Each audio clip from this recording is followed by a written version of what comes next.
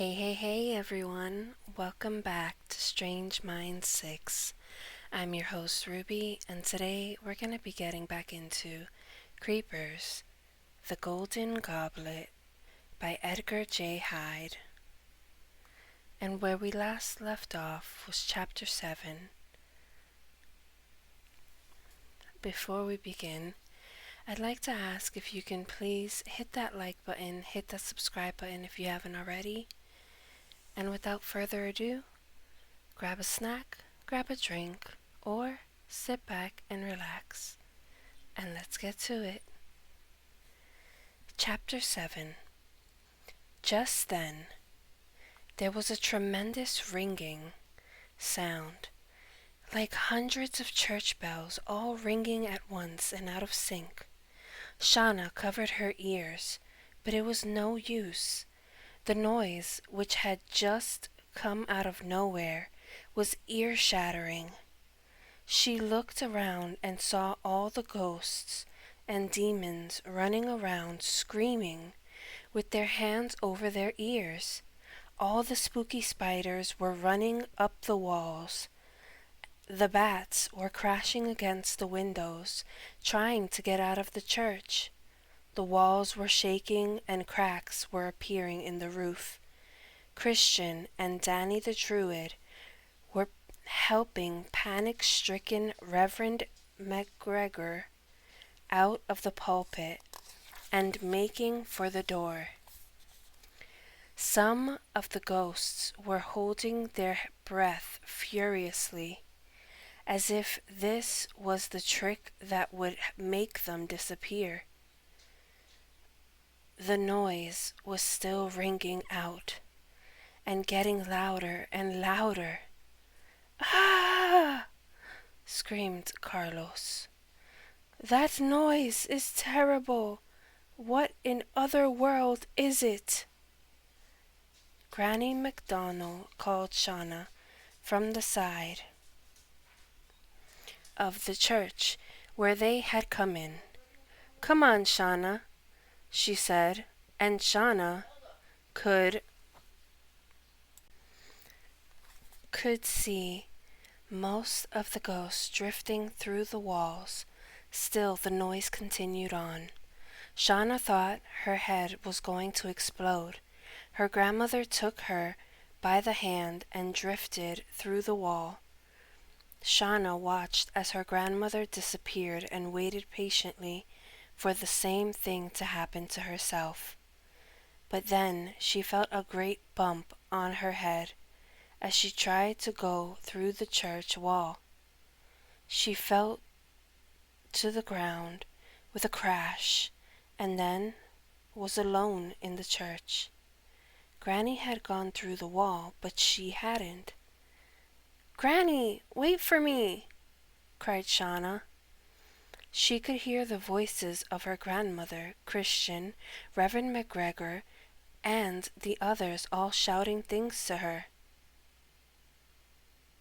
"You can't come through just yet," shouted Danny.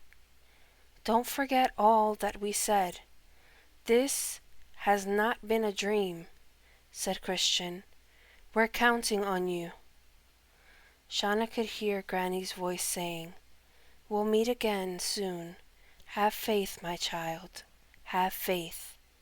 But the noise was just getting worse and worse, until Shauna woke up in her bed, with her alarm clock ringing in her ears. The spooky moon had gone for its daytime sleep and had been replaced by the blazing morning sun. Once Shauna had silenced her alarm, the only sound was the gentle chirping of the birds that often gathered outside her bedroom window. Shauna lay on her bed, exhausted and frightened. Had it all been a dream? Now that she was back in the real world, she was sure she had been dreaming.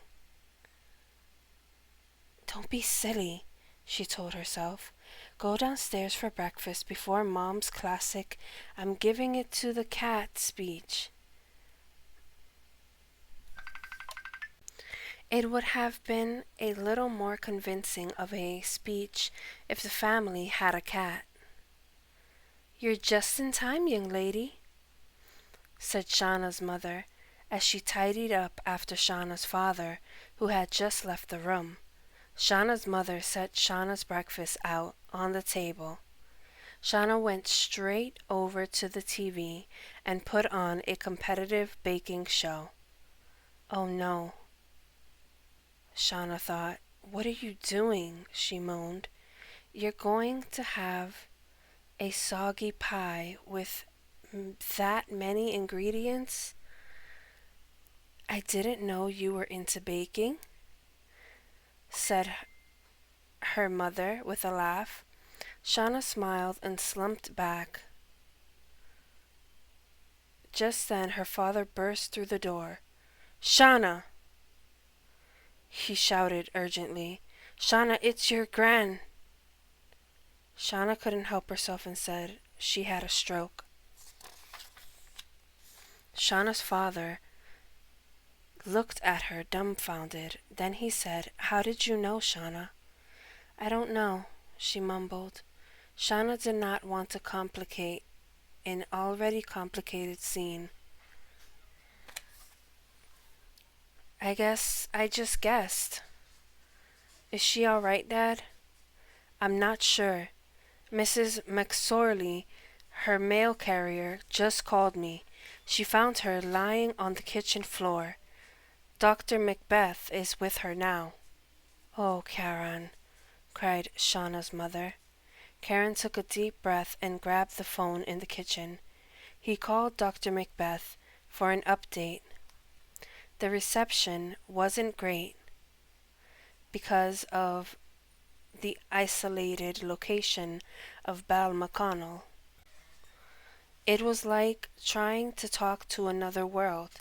Still, he learned that Granny MacDonald had regained some consciousness.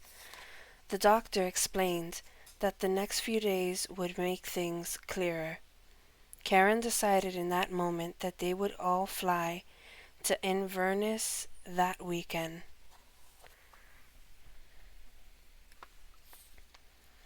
And that is the end of chapter 8, my dear friends. Tune in next time for chapter 9, The New Boss. This has been Ruby, signing off.